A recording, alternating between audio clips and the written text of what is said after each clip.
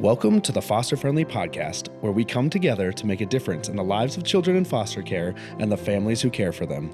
Foster Friendly communities are part of a nationwide movement by America's Kids Belong that helps people from all walks of life take action and help kids and families thrive. You'll hear from former foster youth, foster and adoptive parents, social workers, faith and business leaders, and other experts on how to engage in meaningful ways. Our hosts Brian, Travis, and Courtney explore inspiring stories of everyday people making a difference in foster care where they live and work. Hello and welcome to the Foster Friendly Podcast. I'm your host Brian Mavis with my summer outdoor loving co-host. And today we're going to be talking about not being outside, not loving summer, but about electronics. Boo. Another light topic. But it's right. And man, it's I don't know if it has any relevancy to people in their lives today with kids and phones, and but maybe somebody out there is dealing with that. Well, let me just say this: the Amish are dealing with it. I mean, Amish have smartphones. Some do. So that tells you the pervasiveness of this. Okay. Finally, electronics broke through the Amish community. No to light bulbs, but yes, let's have social media come and wreck our lives. We're learning about better barn raisings. All right. Okay. Well, for all our Amish friends who are listening to this podcast, welcome. And the rest of you, we'll see if this is relevant. Courtney and Travis, tell me, you both are parents. What tell the audience, what's the age range you're currently parenting? I have 5 to 23 inside the house, 5 to 17. So, okay. A little bit of everything. Yeah. So, okay. Yeah. You get kindergarten, through high school. All right. And then into college. Yes. And beyond. All right. Travis, what about yourself? Well, similar age. I do have one in college, but in the house, I'm right with Courtney, 6 to 18. So we have a very similar. 18. Yeah. So, okay. You guys, whatever you say today should be relevant to whoever's listening. Because they're going to be like, well, they don't know what it is for a teenager. Or They don't know for elementary. It's like, you guys know.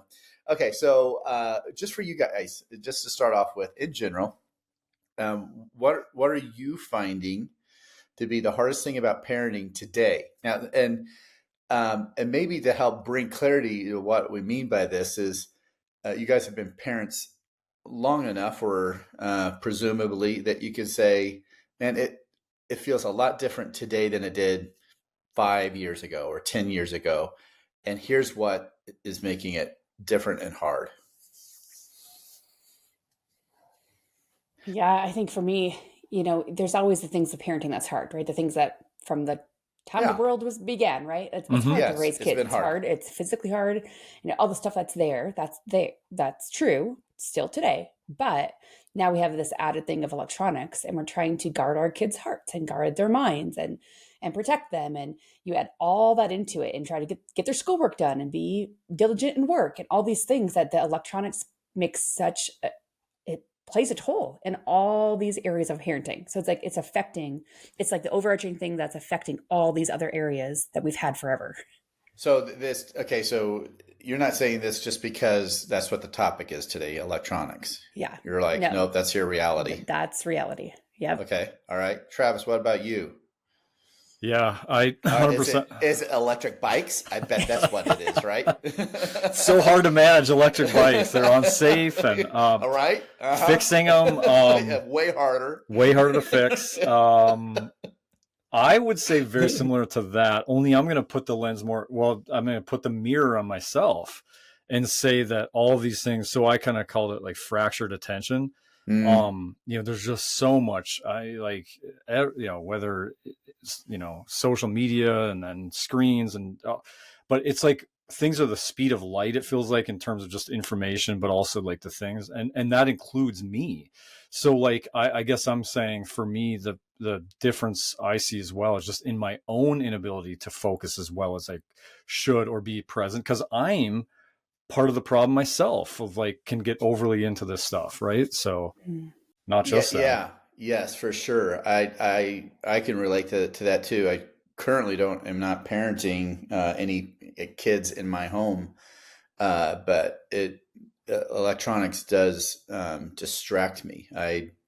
And so that's tough. So Travis, do you have any words of wisdom from like maybe what Abraham Lincoln said about social media? You know your famous quotes of.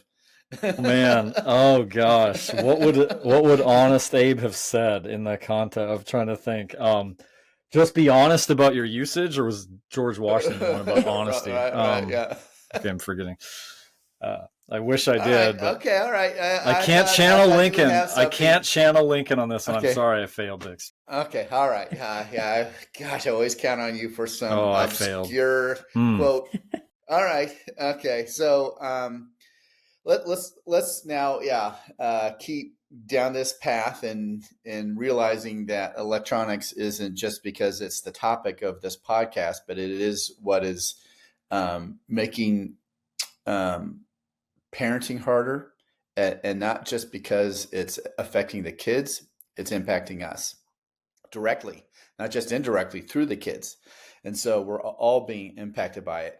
But so specifically to the families who have foster youth and electronics, let's go down this road. So first of all, many of our listeners probably don't know that there's a thing called the Foster Youth Bill of Rights. And it has rights or laws that are trying to give normalcy to kids in foster care. And of course, that is a good thing. They don't want to feel like that they don't belong to their fitting in with their peers and that kind of thing, those kinds of anxieties. But what feels automatically good, I guess, with the Bill of Rights on the surface does bring with it these kinds of issues, the hard realities of the Bill of Rights says the kids have the right to have a phone and have a right to electronics and a right to get onto the internet. So let's talk about that a little bit. I mean, when Courtney, maybe I'll give this to you. What kind of tension are you feeling with that Bill of Rights versus the reality of what those rights can bring to a kid's life? Yeah, I haven't read it for a little while, but the Bill of Rights here in Colorado, I know it states something along the lines of have the means of technology to communicate with family and to communicate with friends, right? So it's all about communication, and that's good. That sounds great on the face of it. We want them to be able to communicate, but what that looks like is very like, what does that necessarily mean? We've had GALs, guardian ad litems, over at our house before, and we had this teenage boy who was 14. He had a flip phone. He did not have a smartphone. He didn't care to have a smartphone. He wasn't asking for a smartphone. But the GAL was over here saying, hey, don't you want a smartphone like all of your friends? I'd help you get a smartphone. And it's like, he's not even asking for this, you know? Jeez. And so I feel like there's just those lines there of thinking that it's normal for teenagers, so we must allow them to have that. And then I know we'll get more into it. Then what does that look like in our homes? And how do we, like for us, our own kids don't get cell phones at 13, smartphones at 13, 14. And so then it like has these weird things of these kids have this and our kids don't. Yeah. And how do we protect them? And it's so hard. It's really hard to deal with when you've got a kid that you already don't know, and then they have this access to all these things. Yeah.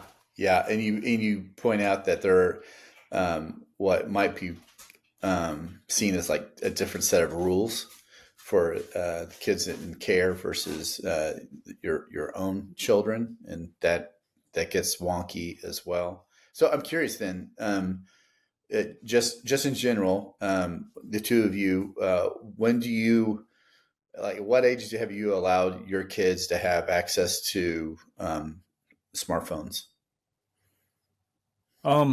For us, we've kind of 16. So what we do is, with the younger ones that are playing sports, if it's a matter of communicating with them, we might have like it's not a flip phone, but it's one of it's not really a smartphone either. Or it's a basic Android. I don't know. But anyway, basically like that's that situation more just for communication. And then once it's 16, that's kind of been our family thing of like, that's the jump to a smartphone and navigating that stormy sea. Yeah. And do they give you much trouble before, when they start turning 14, 15 of trying to negotiate it sooner?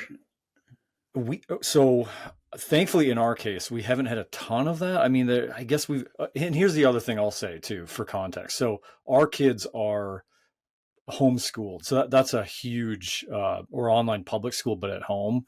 Mm-hmm. So I think that makes it much easier for us to where they're not just immersed with all kinds of other kids that have that. And then they have that tension. I mean, obviously they still have that, but so we haven't battled that to the extent that, I'm curious with Courtney. Courtney, what do you guys do? Yeah, ours is very similar. Our kids they get their own phone at 16, but we say 16 and you must be driving or have a job. Like one of those two things as well. There's really not purpose. And we want to give them a drive to get a job or to get their license. But so we've done that for all of our kids. Once they turn 16, they've all been ambitious to get a job or be driving. So at 16, that's their birthday present. They all know what's coming. But we do have a family phone before that. So like right now we have a 15-year-old and a 13-year-old who share the family phone. And then they can take it if they're going, on a sport trip or something where we really need to communicate with them. And it is, there's that fine line of letting our kids be normal as well. But we have our family lines. So they have a phone number. If their friends want to call, they have a phone number and they can text them on there, but there's not much more they can do. And it's a shared phone. So my son Owen's going to be reading Addie's text and she's going to be reading his text. And they know that. So it just kind of keeps them in line too at those ages that we don't feel need much more than that. Yeah. So let's keep talking about some of the rules you guys have, because there might be something that we say here that someone who's listening are like, I'm going to do that. So like, for example, a few things that we did when our girls and some of the kiddos, foster kiddos were here, of like rules we had in general. One was, if you had a laptop and you could not take it into your room, we had the laptop in our loft space is where they could do it. And so is how our house is situated. It's easy for us to kind of glance from our room or from the staircase or whatever, like what's on there. We also had, when they went to bed, their phones could not be in their room with them. And then also no phones during dinner. And so what do you guys do? Very similar to that. No phones in bedrooms. We say no in general spaces only. So electronics are in general spaces, meaning spaces where there are other people, pretty much. They turn them in at night. And if we've had kids before, we have this common space in the kitchen. And if we find out that it was taken in the middle of the night, well, then it's taken away for a little while. Like their consequences are based around the things that we set in place as well with the kids. But yeah, very similar to yours, not behind closed doors, not in bedrooms, turned in at night. Oh, and we always have their passwords. That's the other thing. As long as you're in our home, we will have your password. Yeah. Okay, good. Yeah. Travis, anything unique? Yeah, man, I'm really vibing with everyone else here on everything. So I would just add for us, so at 16 smartphones, so that's when we allow like Instagram or Facebook, but it's a limit. So we kind of have like an hour cap, I think, on that. And with smartphones, what's awesome is you can do so many like settings, like you screen downtime, you can have it shut down so overnight they can't access stuff. I mean, you can do a lot of cool settings on it itself. And then I think we like no Snapchat or TikTok, because it's kind of our deal. And then the last thing I would add that we kind of have is we try to instill a gradual lessening of, so like as the, from 16 as they get older, so it starts to taper down towards a lot more self-governance, so that they can fail, or that they, because we don't want them to just leave and then all of a sudden you just have less freedom suddenly. And then we're not having conversations about, hey, can I look at your Instagram account right now? Like, cause that's part of the deal too. Like random phone checks and stuff, and they're cool if they understand that. And so like, if there were to be something that, hey man, there's been a lot of some of the stuff maybe you're viewing, and we can have those conversations, but we're not guilting them, shaming them, but then trying to have them take more account for what they're doing. Yeah. And I've, I don't know the name of any particular tools, but aren't there tools out there that, it was like either block or alert parents to, like, if a kid is visiting a pornographic site or something like that? Do you guys know any of those tools or any guidance there? We use Bark in our house. So Bark is a little box that plugs into our router. And so anything that goes to our router, even guests, anybody, will be automatically blocked for whatever we set the parameters to be. Okay. We can also shut off the internet for everything at a certain time period or certain devices. We can choose that on there, but it will pop up and tell us, and it'll give us like a link to, they viewed this YouTube video, or they watched this video, or this they were subscribed to. And it's kind of nice because it'll tell you, because like some of our boys that are older, they have YouTube now and they can subscribe to certain channels, and it'll tell you if it was like a subscription email or if it was something they actually watched, which is nice. Ours kind of gets annoying because we're hunters. Our boys are hunters. They're big into airsoft. And so they're always looking up different gun stuff, but it alerts you for anything like, weapon related, or, you can set all your different parameters, weapon, suicidal ideation type stuff. You can go through there and you can select things that you really want it to alert you on. So that's called Bark? Called Bark. Yep. Interesting. That sounds really helpful.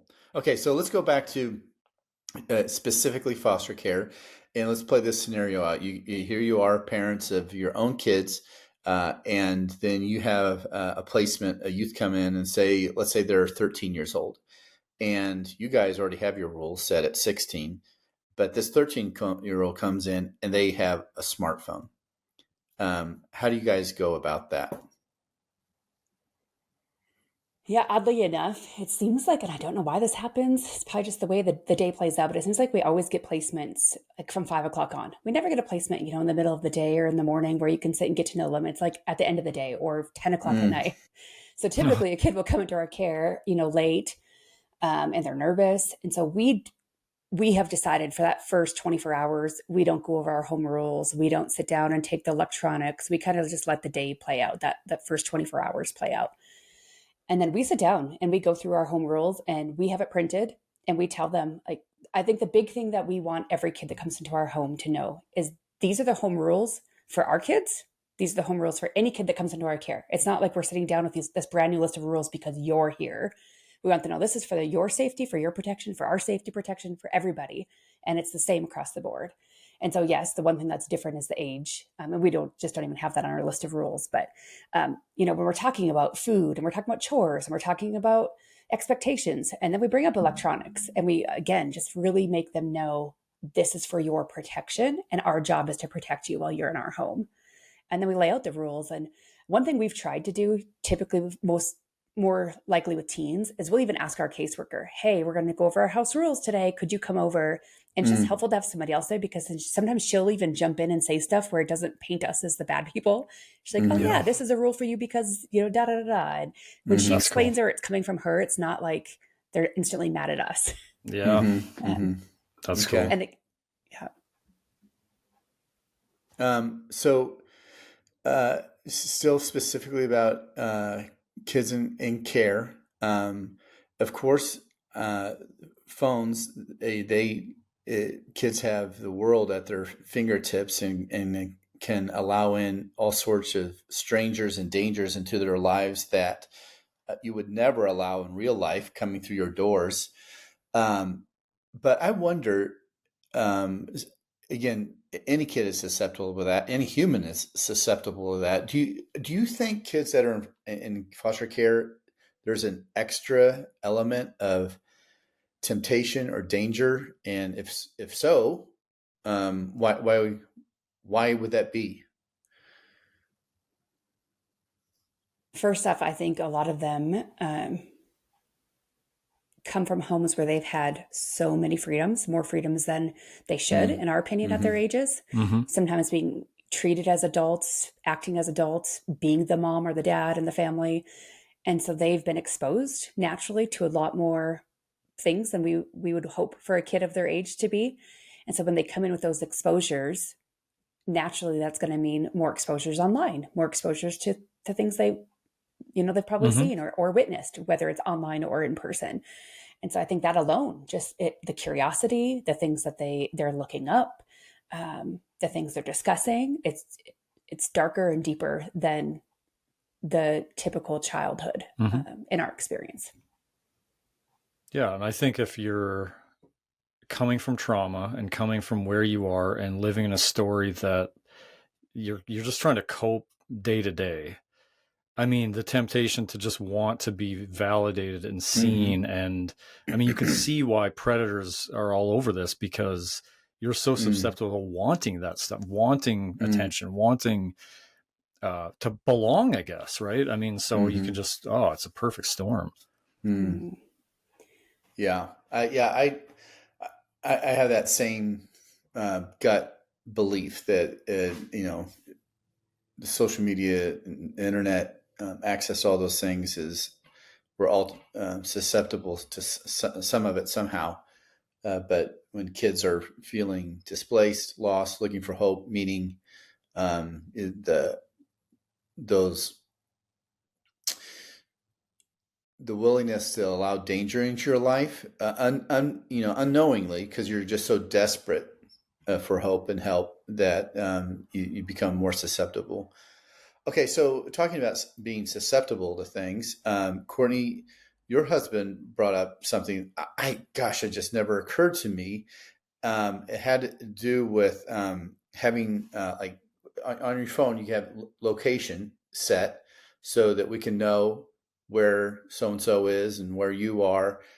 What was it that Bobby brought up that it was like, how should we think about this location setting? Yeah, we've thought about it in the past, but not as much as we had to in one instance. So we had this teenage boy with us pretty recently. He was 17. He had just got out of jail, and he was going through some hard stuff. He's explained to us different affiliations with gangs and fights he's been in, and how he moves to this new town and how it's already coming up here. And he's like telling us all this. This is within 48 hours of coming to our home, right? So he's telling all this, we're talking, and no joke, within hours, we look outside and we see this guy walking up our driveway. We live out of town. We live 15 minutes out of town. And we see this guy just walking up our driveway. And my husband's like, who is here? Didn't look like he was up to any good. And so he goes outside and starts talking to him. And it's like, oh, well, so-and-so told me this is where you guys live. And, he was like, you need to leave right now. And so all this to say, we ended up having this talk with the foster youth, and we're telling him, obviously he told us that he saw his location. He was able to come to our house. And we said, you just got done telling us that there's guys after you. Within hours, this guy's walking up our driveway. We're here to protect you. Our mind's going to, is this somebody coming to beat the crap out of you? Is this somebody coming to take care of you? That's where our mind goes when we're here to protect you. And you see some guy just walking up our driveway that looks like he's up to no good. And he was like, I'm so sorry. I didn't think about that. But it just really made us realize, we're welcoming these teens into our care. They have access to internet. They have different social media things, whatever, even just on the phones now. Their friends can see, the Find My and all the things I don't know if your teenagers do this, Travis, but ours, like they share with certain friends their location at all times. Like, why do you guys have to do that?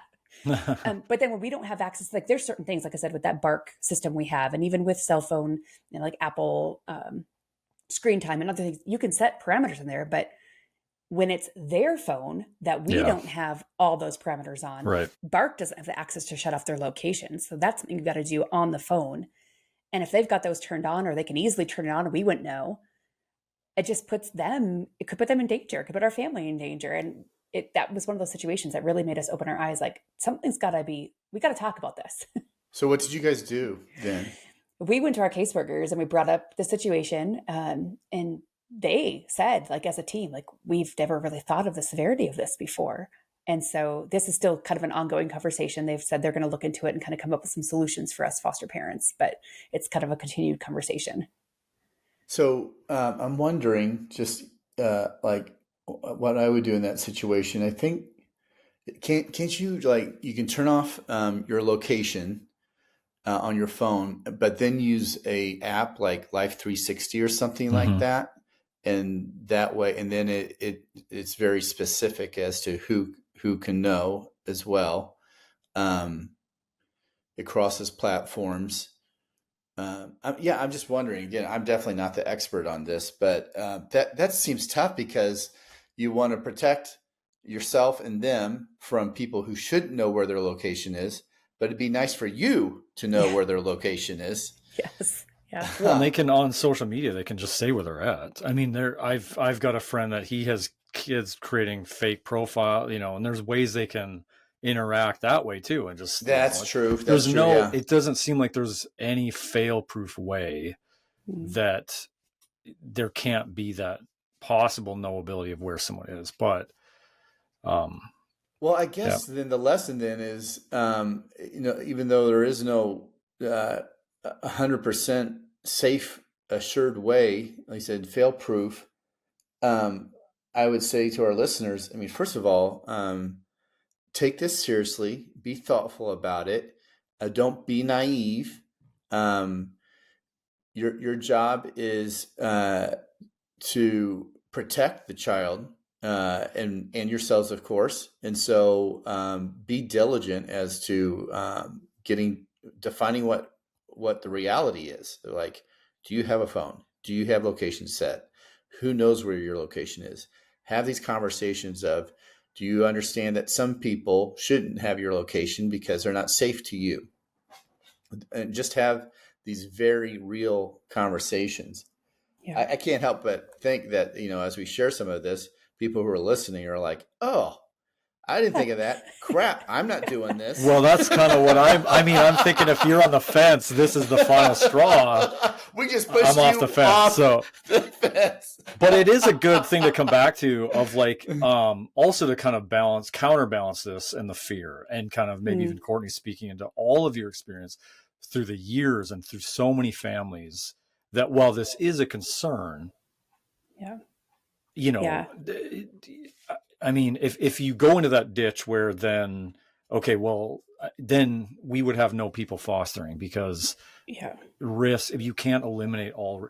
But I mean, just from a very general standpoint, I think, can't we say that, if you're a birth family who, maybe you don't have anything nefarious in mind, but you're really curious and you're trying to, whatever, you want to go to the location, if you're not careful, you can really jeopardize your court case and all, right? I mean, so I don't know. I guess I'm just trying to counter some of the. I know. I was going to say just foster Amish kids, but apparently that's not even safe anymore.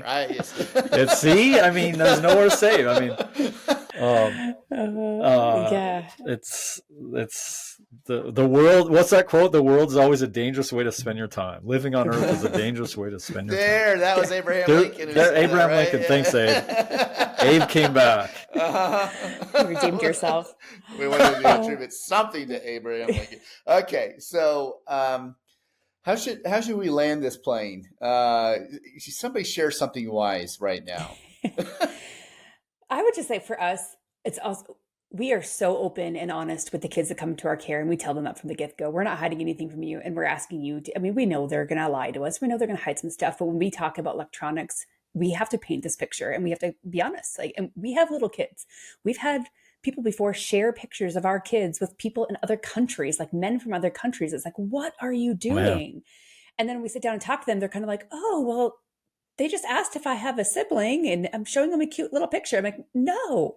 And so we have to be pretty blunt. I'm like, do you realize what these men in these other countries, or if that's even where they live, are grooming you for, or trying, or these predators? And sometimes they just really, truly don't know. I think for the most part, I think kids now kind of know, but they still are pretty naive, and it's easy for them to find that validation in some person online who's giving them the validation. And so these just have to be ongoing conversations and ongoing honesty and openness with them.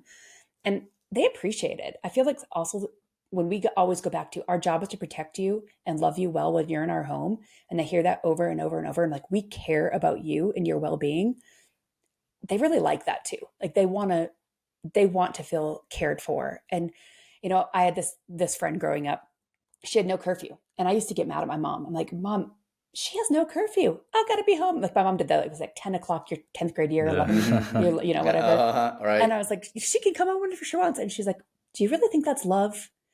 And it really hit me like in my teenage years of thinking, wow, my mom cares enough to protect me. And I actually saw this certain friend get in some pretty big trouble, late at night and some things that were going on. And it just opened my eyes to my mom is doing this, even though I didn't like it necessarily. She's doing it because she cares and she loves me. And I want the kids in our care to realize that as well. Yeah. Yeah. And if you, share, you can share just about anything with a kid if you do it with that kind of motivation and tone and approach, then they can at least appreciate where you're coming from, the motivation behind it. I would say for me, if I'm going to give a word of wisdom, is I think that I don't know how far this applies. I mean, I certainly wasn't this way when I was growing up, where my parents, they did not know where I was a lot. And so I was out running around wild until, night. And then I'd hear my dad's voice screaming in the distance, Brian, so I come and, but then with our age and I think your guys' generation, we became hyper vigilant in knowing where the kids are at all time and then saying, hey, there's danger out there in the world and you can get kidnapped and all those kinds of things. And I believe to a fault that it wasn't as dangerous as we said. On the other hand, we're lackadaisical about what is happening online. Yes. Where there actually is real danger. And we're not hyper vigilant there. Yes. If you're going to be hyper vigilant, apply more of it towards the online world than the physical world. That's well, I'm sure you've read The Anxious Generation. That is, I haven't. No. Okay. Really? Because that I haven't read that. Okay. You saying that whole thing, one of the taglines from that book, who's written by a social psychologist, is today's kids are overprotected in the physical world and underprotected online. It's exactly what you just said. See, that's the book. Travis is and so through with a long time ago. Yeah, you could have written that book. But what's fascinating to your point is, I mean, this is a thing to just kind of think about, is exactly what you said. It's an overreaction from the 80s and 90s and thinking sort of, and rightfully so in some cases, you hear about abductions and you hear about things. But then what happened is, even in that sense of like kind of clinging to control and protection, is I was reading this one thing too, where it talked about the lack now of like things like physical safety, like climbing trees or letting kids work out, kind of conflict, or building a bike jump, or some of these things that we've kind of eliminated has taken away their ability to overcome fear and master fear. And that's just led to anxiety. So it's like all this stuff's connected. So it's not just that technology is the problem. It's sort of a pulling away. I mean, boredom's a whole nother, we could just talk about boredom and how kids, the inability to be bored has taken away so much potential for creativity, or, it's a blank canvas to like problem solve or reflect or just like chill. Well, that's gone because now we're just like scrolling. So it's all like interconnected. Yeah. It is interconnected. Well, to our listeners, hopefully, there was something here that was shared, a tool, insight that was helpful to you, but also recognize that you might know something that is helpful that we didn't mention. And so, Courtney, is there a way maybe for them to communicate to us on like, hey, did you guys know that here's an idea or here's a resource that could be helpful? Yeah, I would say just go back to our social media. That's likely where people are clicking on and listening to this from, and put a little comment after this episode or under this episode reel of suggestions. I think it's a great place to have some dialogue and share with us. And if there's great resources, we'll even like to include them on our resources tab too, because I think this is a topic. I know for me, when I go to support groups, we have foster care support group here. The two biggest things we're talking about are electronics and big behaviors. And so this is a big topic. It's a topic people are dealing with every home, but then again, you add the layer of foster care and it gets even deeper and more complicated. So it's definitely something we need to be keeping up on.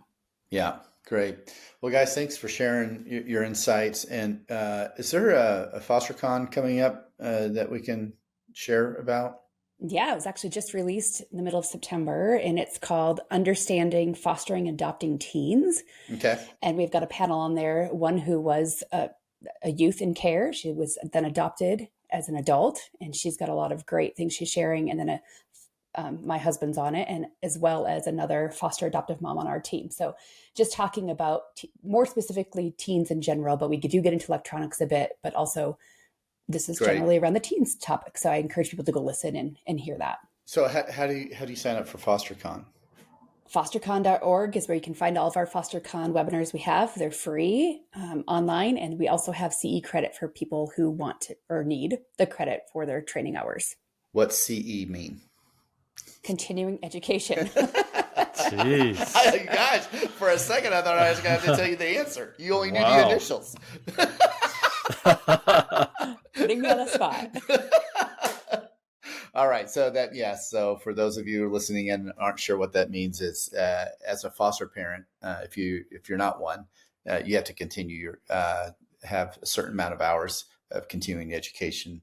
And FosterCon, the resource that we provide, is a one way to continue to get that kind of education. So, well, Courtney and Travis, thank you so much.